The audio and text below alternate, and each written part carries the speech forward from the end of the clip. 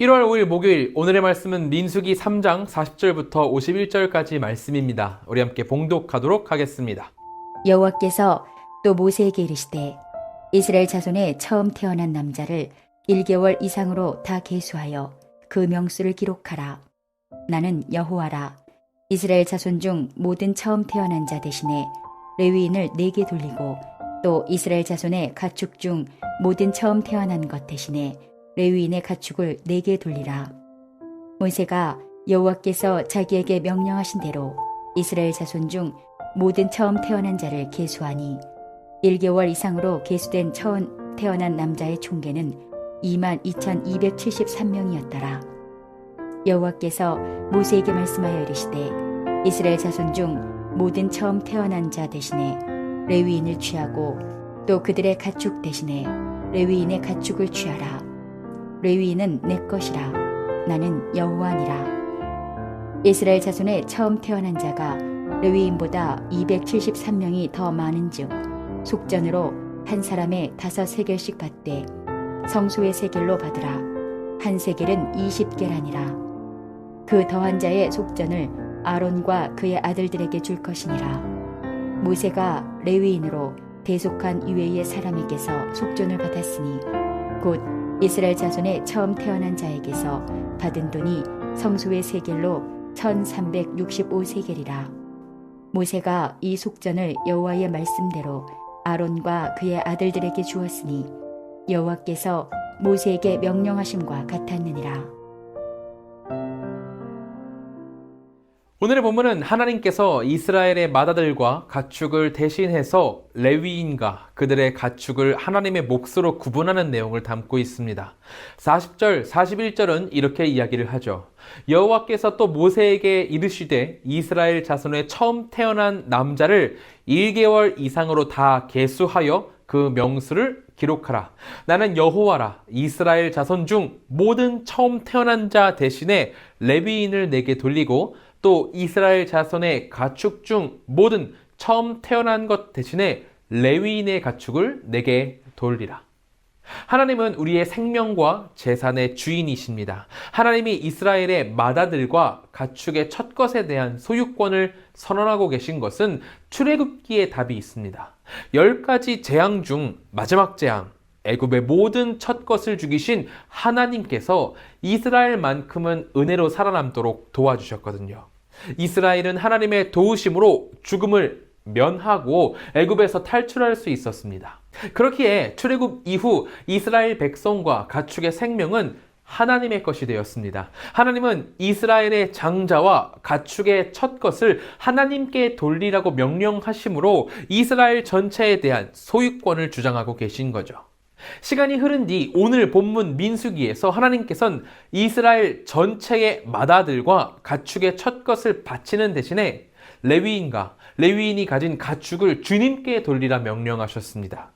인원이 줄었지만 이건 하나님께서 이스라엘의 구원의 역사와 인원을 좁히고 계신 게 아닙니다. 이스라엘을 대표하는 존재가 바뀌었을 뿐 이스라엘 전체 생명과 재산이 하나님의 것이라는 의미 자체는 바뀌지 않은 거죠. 이스라엘 백성은 하나님께 온전히 드려져서 하나님을 위해 회막에서 봉사하는 레위인들을 바라보며 자기들의 생명과 재산이 하나님의 것임을 기억하고 하나님의 뜻대로 살아야 했던 겁니다. 이것은 우리에게도 마찬가지입니다. 우리도 죄로 죽어있는 존재였어요. 생명을 얻을 가치도 없었고 가능성도 없던 존재였죠. 하지만 예수님은 우리를 위해 십자가에서 죽으셨고 그 예수님의 보혈이 우리에게 생명을 베푸셨습니다. 예수님의 은혜로 생명을 얻어서 우리는 살아나게 된 거예요. 그렇기에 내가 받은 구원이 내가 만들어낸 것이 아니라 하나님께서 주셨다는 것을 우리는 알게 되는 거죠. 내가 받은 구원이 은혜임을 아는 사람은 자기의 생명과 재산을 자신의 것이라 주장하지 않게 된다는 겁니다. 하나님께서 나에게 잠시 맡기신 선물로 알고 청지기로서 하나님의 뜻대로 살고 하나님이 기뻐하시는 일에 사용하는 게 당연한 일이 되는 거죠. 세상 사람들은 이야기를 합니다. 이건 내 것이라고, 내가 번 것이고 내가 모은 것이라 이야기를 해요. 하지만 예수 그리스도의 은혜를 아는 우리 그리스도인들은 이 모든 것이 하나님의 것이라 이야기를 합니다. 하나님께서 나에게 거저 주신 것이니까요. 죽을 운명에 있던 자를 되살아나게 하셔서 하나님을 바라보게 하셨으니 이 것, 하나님께서 주신 이 작은 것들이 우리에게 무슨 소용이겠냐는 고백인 겁니다. 오늘 아침 묵상하는 우리 모두가 이것을 기억하길 소망합니다. 이미 2023년 초 그리고 하루의 아침을 이렇게 묵상으로 드린다는 것은 우리가 내 전체를 하나님 앞에 드린다는 고백이기도 합니다. 지금까지 우리 성도님들이 이렇게 잘 드려왔던 것처럼 23년 한 해도 주님께 맡기고 주님을 인정하는 우리 모두가 되기를 바랍니다.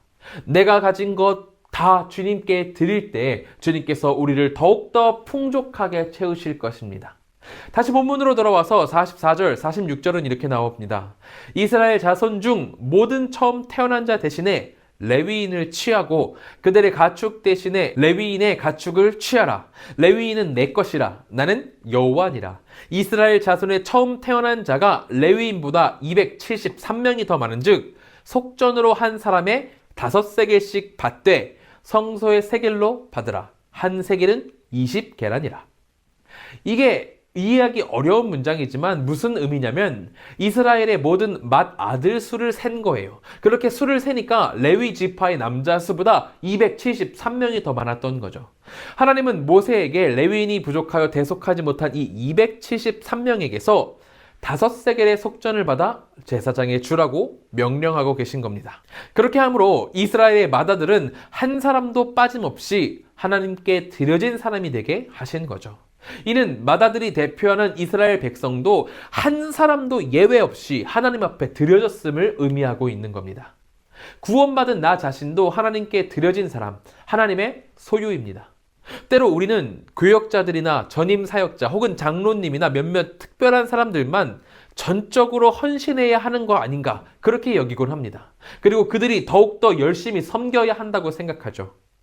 하지만 이 의무는 나에게 주어진 건 아니다라고 생각을 합니다. 하지만 우리 한 사람 한 사람은 전적으로 하나님께 드려진 자들입니다. 누가 크고 작고는 하나님 앞에서 아무런 의미가 없어요. 우리는 모두 동일하게 하나님께 드려진 자들이고 하나님은 우리의 모든 것을 전적으로 소유하길 원하십니다.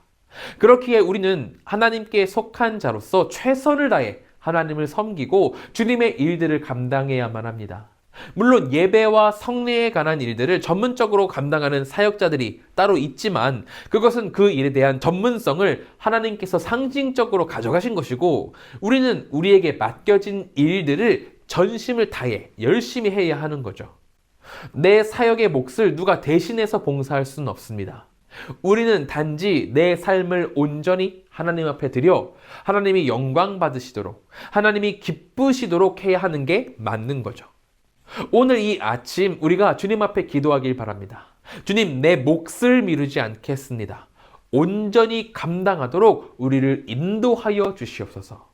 이렇게 기도하며 내가 하나님께 속한 자인 것을 기억해야 한다는 거죠. 우리가 이렇게 주님께 속한 자인 것을 기억하며 하나님 앞에 온전히 드릴 때 주님은 우리를 기쁘시게 받으실 겁니다. 우리가 이것을 기억하며 오늘 하루를 살아가길 진심으로 축원합니다. 우리 이 시간 같이 기도하실 때에는 첫째로 나 자신을 온전하게 드려 하나님이 영광 받으시도록 하는 우리가 되도록 기도하길 바랍니다. 둘째로는 한국과 세계를 위해서 기도하겠습니다. 코로나, 사회, 경제, 문화, 정치, 전쟁 이 모든 것 가운데 주님의 회복이 임하길 기도하길 바랍니다. 셋째로는 네팔의 유정미 선교사님을 위해서 기도하겠습니다. 현지 교회와 기독교인들이 더욱 성숙하게 신앙생활할 수 있도록 기도해 주시고 건강한 현지 동역자들이 굳건한 믿음 위에 든든하게 세워질 수 있도록 기도해 주시기 바랍니다. 우리 함께 기도드리도록 하겠습니다.